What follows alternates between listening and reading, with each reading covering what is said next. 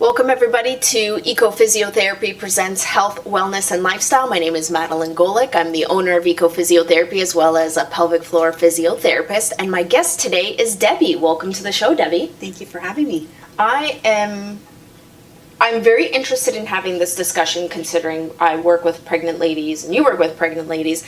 I don't really know much about postpartum care. Mm-hmm. So that's what I'd like to focus our conversation on. But before we get into that, I thought maybe you could tell us a little bit more about you. Sure. Well, I have 3 kids of my own. My oldest is 19 and I have 17-year-old twins. And that first year of having them was pretty crazy. Unfortunately, I didn't have a lot of support, didn't know what resources were available. Mm-hmm. And that's actually what inspired me to offer support to other parents who have little ones that feel like they just kind of are winging it and not sure what to do moving forward. So 13 years ago, I developed or started a company, Precious Moments Babies, and we offer various services, one of them being postpartum care. Amazing. So what is it? How do you define postpartum care? Yeah, well, unfortunately, when you say postpartum care, people think that has to do with mental health. And it doesn't. Postpartum care is someone coming into the home once baby is born and doing a couple of things. There's an education piece where we teach families how to care for their newborns, whether that be breastfeeding, bottle feeding, burping, changing, bathing, holding, swaddling, any of those newborn care things. But we also can take over for a little bit so mom and dad can rest. So we offer a lot of daycare and specifically overnight care where our team will come in, mom and dad can sleep, we'll take care of the baby, and then whenever there's a feed, we can always bring baby to mom to nurse if she's nursing, or take care of some of the feeds so that mom can get a longer stretch of sleep. Oh, wow. I know that I know we could all as new moms use a bit more sleep. So I'm wondering, why don't more families know about this? I mean, I didn't even know what doula service, I didn't even know what that was until I was pregnant and I was doing my own research as a pelvic floor physio, but I didn't know that existed. Well, postpartum care or support has been around for a long time. There's various names around it that people sometimes call it a night nanny or a night nurse or a doula. So there's lots of different professionals out there. Our team actually consists of registered nurses. We have perinatal support workers, and we also have doulas on our team that offer the day and overnight care. But I think that in our world now, years ago, we were closer-knit families. We had our neighbors, our parents, our siblings were all there to help, so it wasn't really needed back then. But now we have the supermom syndrome, right, where we've got professional women who feel like they need to do everything and take care of baby and take care of the home and still work, their business or their profession. And sometimes they don't even know that the care is out there, which is unfortunate, but that's what we're working on, is getting the message out there so parents know that we are here to help them, whether it's for education or whether it's for hands-on care. That's sort of our mission now, is to teach and educate that we are here to help them. Yeah, because there's also so much information, on the internet and books, and everybody's got the best way to do things. And it's not necessarily, I don't think it's necessarily that, certain ways to swaddle and things are wrong. It's just, how do you take all of this information and actually make it, how do you actually apply it, right? Well, I think that there's a few things. One tip that I would give is to pick 2 people that you trust and listen to those people. So whether that's a parent and your doctor, a friend and a cousin, just pick 2 people, because the more people that you ask, the more input you're going to get, and it's going to be overwhelming and confusing. And that goes the same for books. We come from a really educated society right now, where as soon as you're pregnant, you start reading every book that you can because you want to give the best for your baby.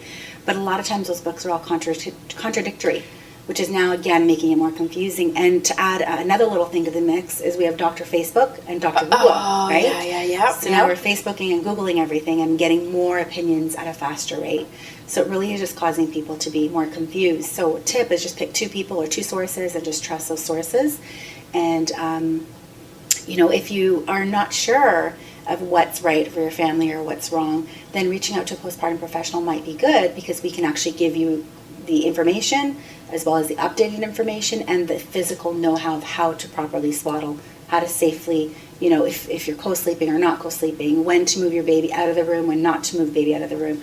So we can actually help you with all those different tips. Yeah, and that kind of really sort of segues into the question that I was going to ask about, the benefits of having a postpartum support. What are some benefits that a new mom would get aside from just the education piece? Well, we do so much. So the way that I explain this service is it's like having a mom or a sister come into your home and doing whatever it is that you need. So every client really has customized care. There isn't a one-fits-all pattern. So we really sit down with the client and find out what they want. If they're looking for education, we give them education.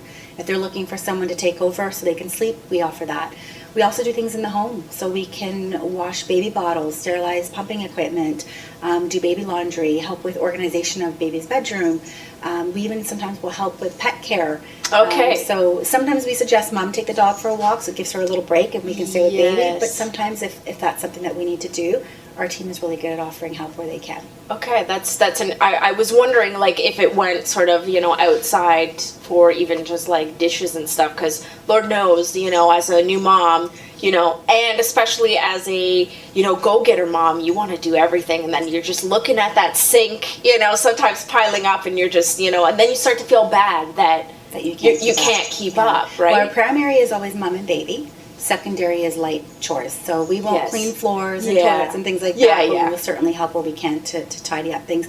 And another big piece is that we take care of mom. Mom's often, once baby arrives, for 9 months, mom is on a pedestal, then baby comes, and now mom's kind of secondary and baby's put on the pedestal. So we really want to focus on mom and make sure she's eating and make sure she's resting, so that will facilitate the bond.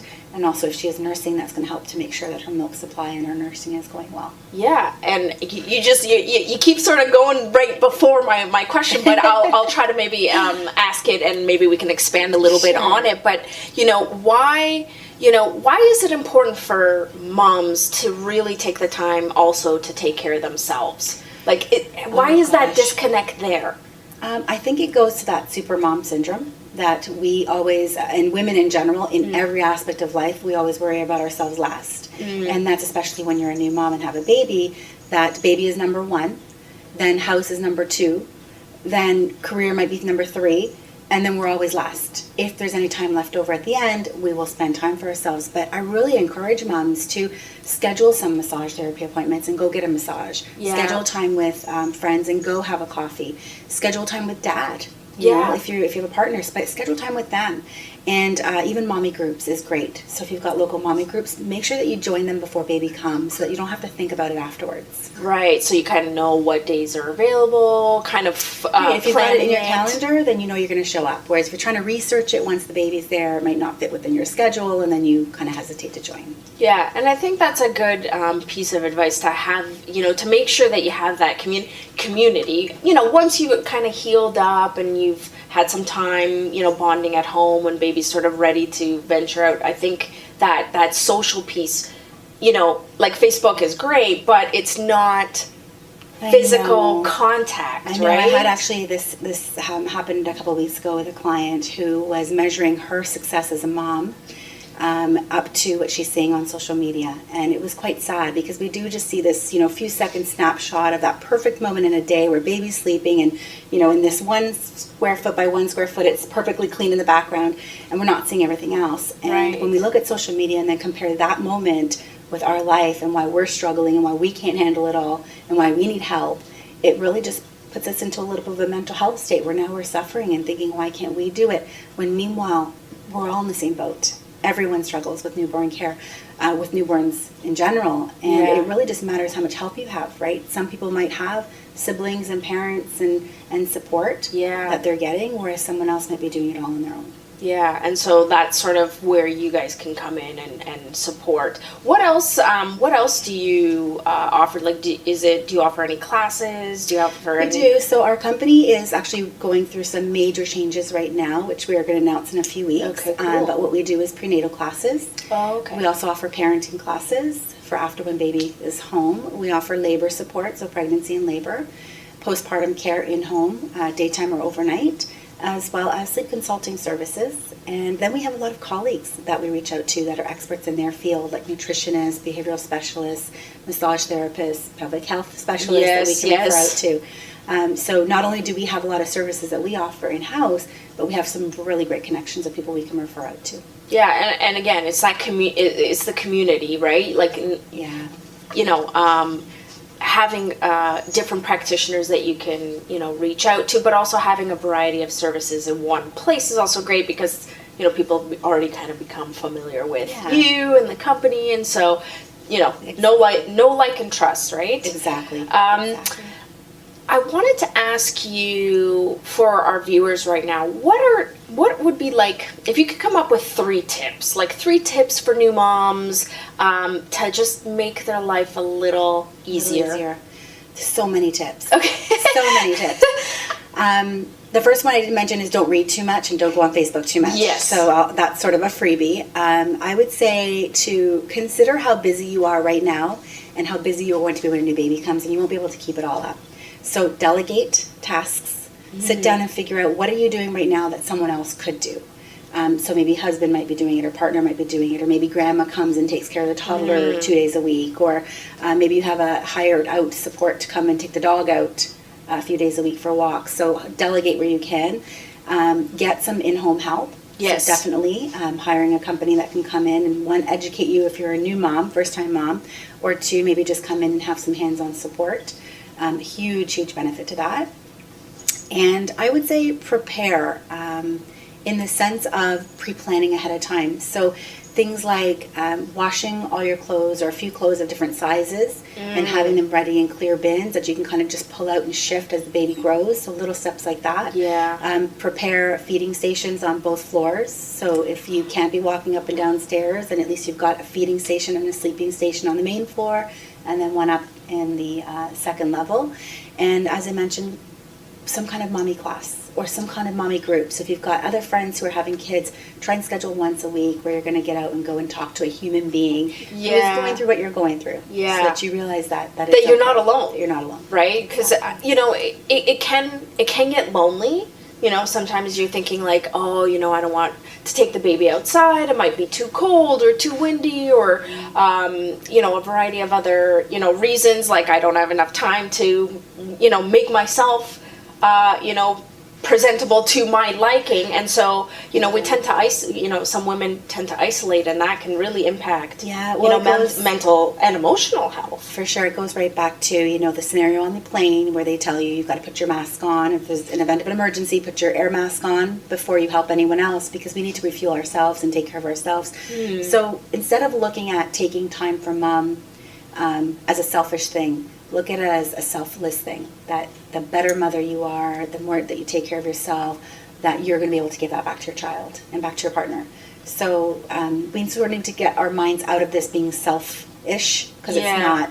Personal care, physical, mental, emotional, is so important, because that's what we're essentially giving our kids. Right. So if we're empty, what can we possibly give back to our Absolutely. babies? Yeah, no. And I mean, if I, as a mom who's, breastfeeding, if you're not fueling yourself, right, then those nutrients are going to be sort of coming, you're sort of the vessel to which, that nutritious food is going for baby. But and on that note, even stress can affect your supply too. So even if you're eating really well, if you're under a lot of stress and pressure, and you're feeling that physically, that's going to affect your milk supply as well. Yeah.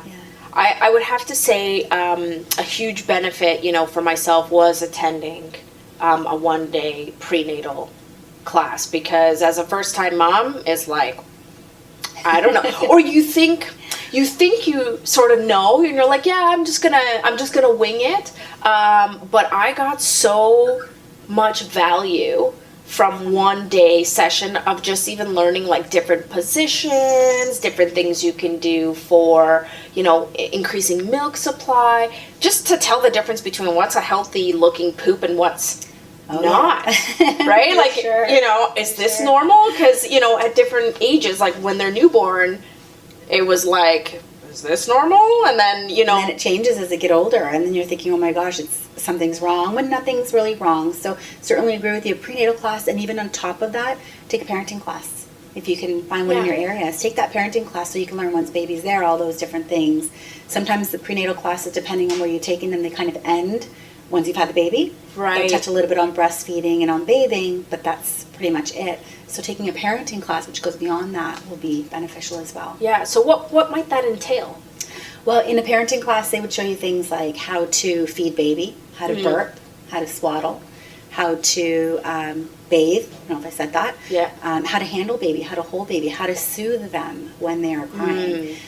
Possibly if a schedule is something that you want to get on, how to do that and what's realistically safe for a child of each age. Right. And then sometimes they go beyond that into starting solids, milestones, Yes. dealing Things with to things look like for. baby sicknesses. So it's good to sort of look into different parenting classes that you can possibly take. Yeah, and I think, I think it's good because it just kind of at least gives you some confidence that you have some, kind of information to work off of. And then if you're, reading books and stuff, like, at least then you'll sort of have a sense of, like, does this make logical, sense? And, like, does this make sense for my situation, right? Because Taking everything with a grain of salt is so important. Yeah. Take the information, filter through it, and figure out what's right for your family. And don't worry about what other people are doing. And don't do anything as a parent because someone else has told you. So if Yeah. you're getting information from grandma and cousins and aunts and they're all telling you to do something but that doesn't feel right, then don't do it. And Yeah. if you feel like you need to do something and they're telling you not to, again, don't let that filter your judgment. Yeah, intuition definitely plays a big role. I found even just with my pregnancy, like I just intuitively was wanting to do or not do things. Like I remember, like my daughter, her eyes were sort of looking weird, and Dad was like, I think she's fine, and I was like, should maybe take her. So I went to work, I came home, and I was like, yeah, no, we should take her, and so sometimes you have to also trust your inner, system. It's trying to let you know what is right and what you need to do. But I think, having these services, being able to, during my pregnancy, be involved and have information really also helped for building confidence in the after. Absolutely. Well, delivery. There's so many resources out there. It's really important for parents to find out what is available to them. So instead of maybe Googling one thing that might be going on, is maybe Google a professional and work with that professional because, again, they'll help you filter out what is right for you specifically using some of the more up-to-date information that's out there. Excellent. So I wanted to ask you, is there anything that you would want to share with the viewers that you think is really important? Like what, a message that you want to get out or something that you would like people to know? Yeah, I think a big thing is that the fact that you worry makes you a good parent, right? We're all going to worry. It's not going to take that away. But I will say that I have, children who are in their teen years and we still worry. Right? It's just different worries. Yeah. So it's okay to be worried, but don't panic. Don't feel like you're being judged. That's another huge message is, behind social media, it's so easy to judge other people, say things that we would never say in person. Yeah. But unfortunately, being a parent is both a blessing, but also a lot of work. And it can be exhausting. And if you are struggling, don't feel like you're a failure because that's not at all where you're at. You just might need to get some help, and there's no shame in that. That's why we're here. Yeah. So if you yourself feel like you need the help, or if you know someone that might need the help, share with them some of the resources that are out there to be able to get them that hands-on support. Yeah. Years ago, it used to be, it takes a village to raise a baby, and now it takes one person to raise a baby, and it doesn't. Unfortunately, it still takes a village, just the village is kind of hard to find. Yeah. So it's like yourself and myself that are trying to get that message out there that the village is still there. You just have to be willing to reach out to it. Absolutely, and I totally had one of those experiences. We went for a walk with some friends for Good Friday, and my daughter, who's almost 2, decided that she wanted to have a meltdown on the boardwalk, and didn't matter what I did. You want the blanket? No, you don't want the blanket. You want me to wrap it this way? You want me to wrap it this? It just was nothing was working. So my spouse's friend, picked up the baby and started walking. Wasn't sure about the crying, and then I, was holding her and she was still crying. He's like, all right, she seems fine. Give her back to me. And, gave me a break because it's hard. You're trying everything that you can do. And sometimes it's just they need to get out whatever they need to get out, or maybe they just need something different. And, inside you can get tired and frustrated too. And it's okay to have somebody come in and just kind of give you a break so you can recenter and be like, all right, I can, take this on, right? And most people have patience for babies. So if you're ever out and about with your little one of whatever age and they're throwing a tantrum, or a younger baby who's crying and mom's not sure how to get them to calm down, don't feel like everyone's watching you and judging you, because we all were there. Yeah. And we understand. Most of us, anyone that we would care about anyways, most of us understand. And many of us want to actually step in and help you. Yeah. Right? So, but we feel unsure, like, do I come in to help? Do I not? Well, I was on an airplane the other day and same thing happened. The baby was on the flight crying the entire flight, and you could see the people around just wanted to help, right? Yeah. So a big thing is don't feel like parents are being judged. And even if you are, who cares? This is about you and your baby, and that's all that matters. And all the noise that's happening from whoever is behind sort of squeaking in your ear, just ignore it. Yeah. And soon you'll have different problems. So that's another thing parents say is, when does it get easier? It just gets different. It just gets different. Get easier, I think that's a great way to put it, because, and that goes for all of us in life. It's like, we kind of hit a coast, and then there's a bumpy road, then it starts winding. So I think that's a great place to sort of wind this down, unless there's something else that you feel like is itching to well, there's out. Always stuff itching to get out, right? Unfortunately, for the sake of time and things like that, I guess just the main message. I mean, we're looking into so many things right now. Big changes are happening. We're really trying to pick up the ball again, because I think on new moms, the ball's been dropped quite a bit. Yeah. And whether it's for a mom looking for pregnancy and labor support, postpartum support, sleep consulting services, breastfeeding services, whatever it is, we're really trying to get the government to have a look at this and say, you know what, if we can just invest a little bit in them at the beginning, then look down the road how it will save both mom, baby, and relationships. Yes, absolutely. So we're always here to help. If there's ever any questions, we've got some great private Facebook groups that we answer questions for clients privately, and we're always here on a consult basis, or if they decide that they want any kind of services, the labor, postpartum, any of that, we're always here to answer to. Excellent. Oh, and one little thing too is that if you do have private insurance and your insurance covers PSWs or registered nurses, because we have them on our team, your postpartum care and labor support might actually be covered by insurance. Oh, so wow. That's a one. great tip. And of course, we'll be providing the contact details at the end of the show and in the description. So if you have